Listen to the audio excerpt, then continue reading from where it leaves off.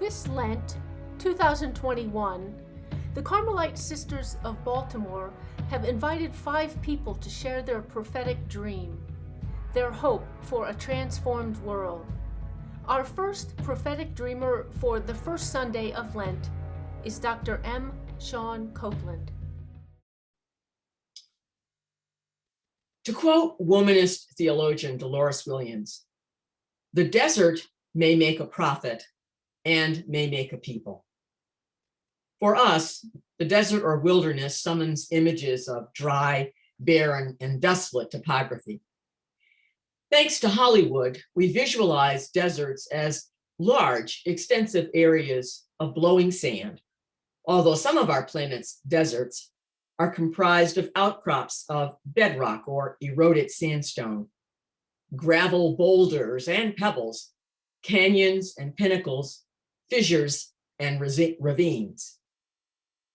With very little precipitation from rain or snow or mist, the desert seems inhospitable to plant, animal, and human life. Yet the desert is a place not only for irony, but for surprise, not only a place of catastrophic nightmares, but for prophetic dreams. Mark's gospel records that after his baptism, the Spirit immediately drove Jesus into the wilderness, into the desert. For 40 days in this barren wasteland, Jesus fasts and prays. Perhaps he recalls the divine voice who addressed him as beloved son, ponders the intensity and intimacy of the Spirit's descent, considers his impending ministry, imagines and dreams of the reign of God. All too soon, his solitude is interrupted. Jesus is harried and pressured, tested and tempted by Satan. When this spiritual and existential wrestling concludes, Jesus receives news of the arrest of John the Baptist, and his ministry of healing and teaching and preaching begins. Time in the desert exposed Jesus to danger and opportunity.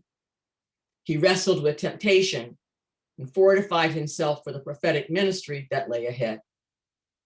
Jesus dreams and imagines the reign of God.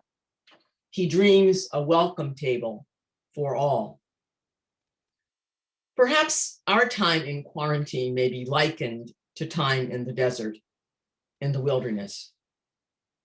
For nearly a year or a little more, at the direction of government and public health officials, we have restricted our movement, practiced physical distancing, masked our faces, increased our hand washing, and generally managed work and school, communication and celebration remotely.